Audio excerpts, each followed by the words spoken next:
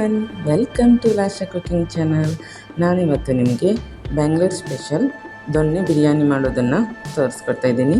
ಹಾಗೆ ಇದೇ ಮೊದಲ ಬಾರಿಗೆ ನೀವು ನಮ್ಮ ಚಾನಲನ್ನು ವೀಕ್ಷಿಸ್ತಾ ಇದ್ದರೆ ದಯವಿಟ್ಟು ನಮ್ಮ ಲಾಶಾ ಕುಕಿಂಗ್ ಚಾನಲನ್ನು ಸಬ್ಸ್ಕ್ರೈಬ್ ಮಾಡ್ಕೊಳ್ಳಿ. ಹಾಗೆ ನಿಮ್ಮ ಫ್ರೆಂಡ್ಸ್ ಆ್ಯಂಡ್ ಫ್ಯಾಮಿಲಿಗೂ ಕೂಡ ಶೇರ್ ಮಾಡೋದನ್ನು ಮರಿಬೇಡಿ.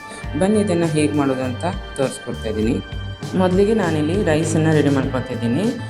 3 ಗ್ಲಾಸ್ ರೈಸಿಗೆ ನಾನಿಲ್ಲಿ 8 ಗ್ಲಾಸ್ ನೀರನ್ನು ಹಾಕ್ಕೊಂಡಿದ್ದೀನಿ.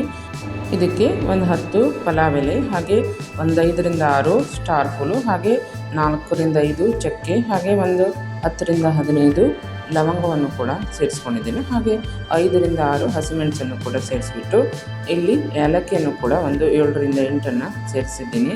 ಇವೆಲ್ಲವನ್ನು ಸೇರಿಸಾದ ನಂತರ ಒಂದು ಹಿಡಿಯಷ್ಟು ಪುದೀನ ಸೊಪ್ಪನ್ನು ಕೂಡ ಸೇರಿಸಿಬಿಟ್ಟು 1 ಟೇಬಲ್ ಸ್ಪೂನಷ್ಟು ಬಡೆ ಸೊಪ್ಪು, ಹಾಗೆ ಅರ್ಧ ಟೇಬಲ್ ಸ್ಪೂನಷ್ಟು ಜೀರಿಗೆಯನ್ನು ಕೂಡ ಸೇರಿಸ್ಕೊಂಡು ನೆಕ್ಸ್ಟ್ ಅದನ್ನು ಕುದಿಯೋಕ್ಕೆ ಬಿಡ್ತೀನಿ. ನೆಕ್ಸ್ಟ್ ಅದಕ್ಕೆ 2 ಟೇಬಲ್ ಸ್ಪೂನಷ್ಟು ಉಪ್ಪನ್ನು ಕೂಡ ಸೇರಿಸ್ಬಿಟ್ಟು ಹಾಗೆ 1 ಟೇಬಲ್ ಸ್ಪೂನಷ್ಟು ಎಣ್ಣೆಯನ್ನು ಕೂಡ ಸೇರಿಸಿ ಲಿಡ್ನ ಕ್ಲೋಸ್ ಮಾಡಿ ಕುದಿಯೋಕ್ಕೆ ಬಿಡ್ತೀನಿ. ಈ ರೀತಿ ಒಂದು ಕುದಿ ಬಂದ ನಂತರ ನಾನು ಅದನ್ನು ಓಪನ್ ಮಾಡಿಬಿಟ್ಟು ನೆಕ್ಸ್ಟ್ ಅದಕ್ಕೆ ಸೋನಾ ಮಸೂರಿ ರೈಸನ್ನು ಕೂಡ 3 ಗ್ಲಾಸಷ್ಟು ತೊಳೆದು ನಾನು ಇದಕ್ಕೆ ಸೇರಿಸ್ಕೊಂಡಿದ್ದೀನಿ. ಇಲ್ಲಿ ನೀವು ಬೇರೆ ಯಾವುದೇ ರೈಸನ್ನು ಕೂಡ ಆ್ಯಡ್ ಮಾಡ್ಕೊಳ್ಬೋದು. ಹಾಗೆ ನೋಡಿ, ಈ ರೀತಿಯಾಗಿ ಮಿಕ್ಸ್ ಆದ ನಂತರ ನಾನು ಅದನ್ನು ಕುದಿಯೋಕ್ಕೆ ಬಿಡ್ತೀನಿ. ಇಲ್ಲಿ ಚೆನ್ನಾಗಿ ಅದು ಬಾಯ್ಲ್ ಆಗಬೇಕು. ಸುಮಾರು 75% ಅದು ಬೆಂದಿರಬೇಕು. ಅಲ್ಲಿ ತನಕ ನಾವು ಅದನ್ನು ಈ ರೀತಿಯಾಗಿ ಕುಕ್ ಮಾಡ್ಕೊಳ್ಬೇಕು. ನೆಕ್ಸ್ಟ್ ಇಲ್ಲಿ ಒಂದು ಮಸಾಲೆಯನ್ನು ರೆಡಿ ಮಾಡ್ಕೊಳ್ತಿದ್ದೀನಿ. 1 ಕಟ್ಟಷ್ಟು ಪುದೀನ ಸೊಪ್ಪನ್ನು ಕೂಡ ತಗೊಂಡ್ಬಿಟ್ಟು ಅದನ್ನು ಚೆನ್ನಾಗಿ ತೊಳೆದು ಮಿಕ್ಸಿ ಜಾರಿಗೆ ಸೇರಿಸ್ಕೊಂಡಿದ್ದೀನಿ. ಹಾಗೆ 1 ಕಟ್ಟು ಈ ಕೊತ್ತಂಬರಿ ಸೊಪ್ಪನ್ನು ಕೂಡ ತೊಳೆದ್ಬಿಟ್ಟು ಕಟ್ ಮಾಡಿ ಸೇರಿಸಿದ್ದೀನಿ. ಹಾಗೆ 2 ಗಡ್ಡೆ ಬೆಳ್ಳುಳ್ಳಿಯನ್ನು ಕೂಡ ಹಾಗೆ ಅರ್ಧ ಇಂಚು ಶುಂಠಿಯನ್ನು ಕೂಡ ಜಜ್ಜಿಬಿಟ್ಟು ಸೇರಿಸಿದ್ದೀನಿ. ಅದರ ಜೊತೆಗೆ 1 ಗಡ್ಡೆ ಈರುಳ್ಳಿಯನ್ನು ಕೂಡ ಎಣ್ಣೆಯಲ್ಲಿ ಚೆನ್ನಾಗಿ ಫ್ರೈ ಮಾಡಿ ಸೇರಿಸಿ ಅದನ್ನು ಪೇಸ್ಟ್ ಮಾಡ್ಕೊಳ್ತೀನಿ. ಇಲ್ಲಿ ನೋಡಿ, ರೈಸ್ ರೆಡಿಯಾಗಿದೆ. ಅದನ್ನು ನೀರನ್ನು ಬಸಿದ್ಬಿಟ್ಟು ಇಟ್ಕೊಂಡಿದ್ದೀನಿ. ನೆಕ್ಸ್ಟ್ ಇಲ್ಲಿ ನಾನು ಅದೇ ಪಾತ್ರೆಗೆ ಅರ್ಧ ಕಪ್ಪಷ್ಟು ಎಣ್ಣೆಯನ್ನು ಸೇರಿಸಿ ಶುಂಠಿ ಬೆಳ್ಳುಳ್ಳಿ ಪೇಸ್ಟನ್ನು ಕೂಡ 2 ರಿಂದ 3 ಟೇಬಲ್ ಸ್ಪೂನಷ್ಟು ಸೇರಿಸ್ಬಿಟ್ಟು 3 ಗಡ್ಡೆ ಈರುಳ್ಳಿಯನ್ನು ಕೂಡ ಕಟ್ ಮಾಡಿ ಹಾಕ್ಕೊಂಡಿದ್ದೀನಿ. ಹಾಗೆ 1 ಗಡ್ಡೆ ಬೆಳ್ಳುಳ್ಳಿಯನ್ನು ಕೂಡ ಜಜ್ಜಿಬಿಟ್ಟು ಸೇರಿಸಿದ್ದೀನಿ.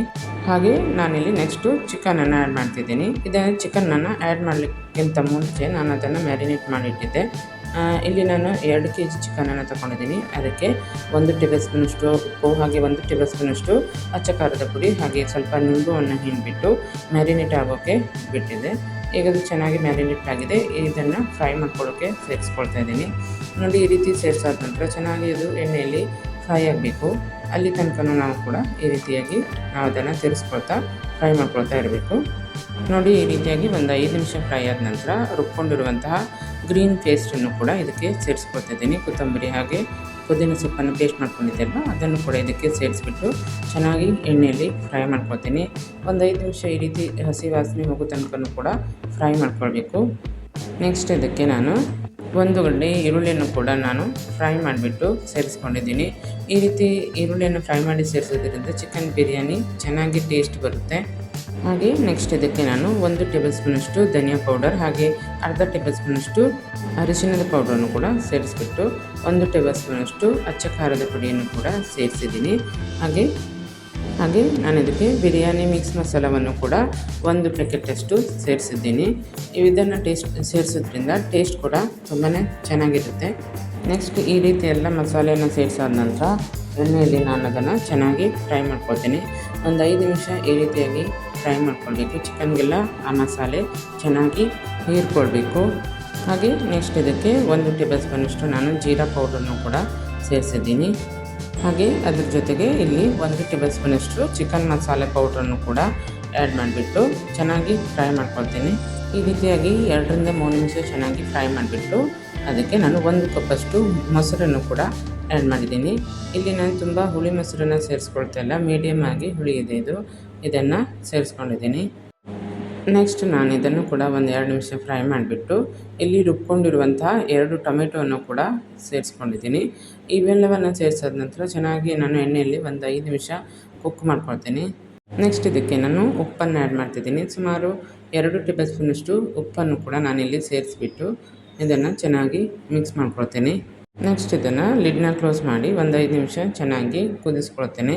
ಹಾಗೆ ನೆಕ್ಸ್ಟ್ ಇಲ್ಲಿ ನಾನು ಇದಕ್ಕೆ 2 ಹಸಿಮೆಣಸನ್ನು ಕೂಡ ಕಟ್ ಮಾಡಿ ಹಾಕಿದ್ದೀನಿ. ಹಾಗೆ ಸ್ವಲ್ಪ ಕೊತ್ತಂಬರಿ ಸೊಪ್ಪನ್ನು ಕೂಡ ಆ್ಯಡ್ ಮಾಡಿ ಕುದಿಸ್ಕೊಳ್ತಿದ್ದೀನಿ. ನೆಕ್ಸ್ಟ್ ಇಲ್ಲಿ ನಾನು ಒಂದು ಪಾತ್ರೆಯನ್ನು ತೊಗೊಂಡ್ಬಿಟ್ಟು ಅದಕ್ಕೆ ಈ ಗ್ರೇವಿ ಮತ್ತು ಈ ಚಿಕನ್ ಪೀಸ್ಗಳನ್ನು ಕೂಡ ಅರ್ಧದಷ್ಟನ್ನು ತೆಗೆದಿಡ್ತಾಯಿದ್ದೀನಿ. ಇದನ್ನು ಸ್ಟೆಪ್ ಬೈ ಸ್ಟೆಪ್ ಸೇರಿಸ್ಕೊಂಡು ನಾನು ಇದನ್ನು ಬಿರಿಯಾನಿ ಮಾಡ್ತಾ ಇರೋದು, ಅದಕ್ಕೆ ನಾನು ತೆಗೆದಿಡ್ತಾಯಿದ್ದೀನಿ. ನೆಕ್ಸ್ಟ್ ಇದಕ್ಕೆ ನಾನು ರೈಸನ್ನು ಆ್ಯಡ್ ಮಾಡ್ತಿದ್ದೀನಿ. ನೋಡಿ ಎಷ್ಟು ಉದುರಾಗಿ ಬಂದಿದೆ ಅಲ್ವಾ. ಇದು 75% ಅಷ್ಟೇ ಬೆಂದಿದೆ. ಇನ್ನು ಅದನ್ನು ದಮ್ ಕಟ್ಟಿ ನಾವು ಅದನ್ನು ಬೇಯಿಸ್ಕೊಳ್ಬೇಕು. ನಾನು ಅರ್ಧದಷ್ಟು ರೈಸನ್ನು ಮಾತ್ರ ಸೇರಿಸ್ಕೊಳ್ತೇನೆ. ನೆಕ್ಸ್ಟ್ ಉಳಿದಿದ್ದನ್ನು ಚಿಕನನ್ನು ಸೇರಿಸ್ಬಿಟ್ಟು ನೆಕ್ಸ್ಟ್ ಅನ್ನವನ್ನು ಹಾಕ್ಕೊಳ್ತೇನೆ. ಇಲ್ಲಿ ನಾನು ಸ್ಟೆಪ್ ಬೈ ಸ್ಟೆಪ್ ಮಾಡ್ತಾ ಇರೋದ್ರಿಂದ ನೋಡಿ ಈ ರೀತಿಯಾಗಿ ಅದನ್ನು ಸ್ಪ್ರೆಡ್ ಮಾಡ್ಕೊಳ್ತಾ ಇದ್ದೀನಿ. ನೆಕ್ಸ್ಟ್ ಹಾಗೆ ಇಲ್ಲಿ ತೆಗೆದಿಟ್ಟಿದ್ದೆ ಅಲ್ವಾ, ಅದೇ ಚಿಕನನ್ನು ಈಗ ಆ್ಯಡ್ ಮಾಡ್ಕೊಳ್ತಾ ಇದ್ದೀನಿ. ಈ ರೀತಿ ಮೇಲ್ಗಡೆ ಅದನ್ನು ಚೆನ್ನಾಗಿ ಸ್ಪ್ರೆಡ್ ಮಾಡಿಬಿಟ್ಟು ಅದರ ಮೇಲೆ ಉಳಿದಿರುವ ಅನ್ನವನ್ನು ಕೂಡ ಹಾಕ್ಕೊಳ್ತಾ ಇದ್ದೀನಿ. ಈ ರೀತಿ ಅನ್ನವನ್ನು ಸೇರಿಸಾದ ನಂತರ ಫ್ರೈ ಮಾಡ್ಕೊಂಡಿರುವಂಥ 3 ಈರುಳ್ಳಿಯನ್ನು ಕೂಡ ಈ ರೀತಿಯಾಗಿ ಸೇರಿಸ್ಕೊಂಡಿದ್ದೀನಿ. ಹಾಗೆ ಅದ್ರ ಜೊತೆಗೆ 1 ಹಿಡಿಯಷ್ಟು ಕೊತ್ತಂಬರಿ ಸೊಪ್ಪನ್ನು ಕೂಡ ಚಿಕ್ಕದಾಗಿ ಕಟ್ ಮಾಡಿ ಸೇರಿಸಿದ್ದೀನಿ. 2 ಟೇಬಲ್ ಸ್ಪೂನಷ್ಟು ತುಪ್ಪವನ್ನು ಕೂಡ ನೋಡಿ ಈ ರೀತಿಯಾಗಿ ಎಲ್ಲ ಕಡೆ ಸ್ಪ್ರೆಡ್ ಮಾಡಿ ಹಾಕ್ತಾಯಿದ್ದೀನಿ. ನೆಕ್ಸ್ಟ್ ನಾನು ಈ ಲಿಡ್ನ ಕ್ಲೋಸ್ ಮಾಡಿಬಿಟ್ಟು ಇಲ್ಲಿ ತಳ ಹೊತ್ತೋಗ್ಬಾರ್ದಲ್ಲ, ಅದಕ್ಕೆ ನಾನು ವೇಸ್ಟ್ ಒಂದು ತವಾವನ್ನು ನಾನು ಗ್ಯಾಸ್ ಮೇಲೆ ಇಟ್ಬಿಟ್ಟು ಅದ್ರ ಮೇಲೆ ಈ ಬಿರಿಯಾನಿ ಪಾತ್ರೆಯನ್ನು ಇಟ್ಕೊಂಡಿದ್ದೀನಿ.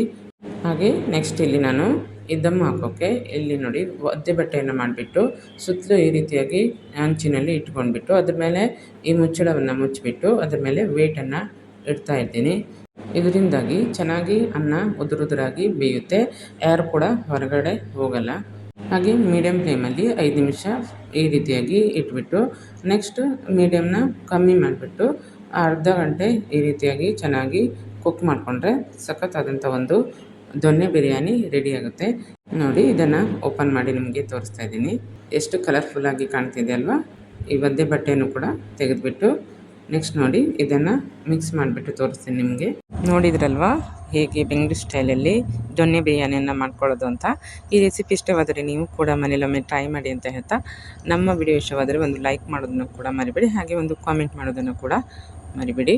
ಹಾಗೆ ಮತ್ತಷ್ಟು ಹೊಸ ರೆಸಿಪಿಯೊಂದಿಗೆ ಸಿಗೋಣ ಅಂತ ಹೇಳ್ತಾ ನಮ್ಮ ವಿಡಿಯೋ ನೋಡಿದ್ದಕ್ಕಾಗಿ ಧನ್ಯವಾದಗಳು.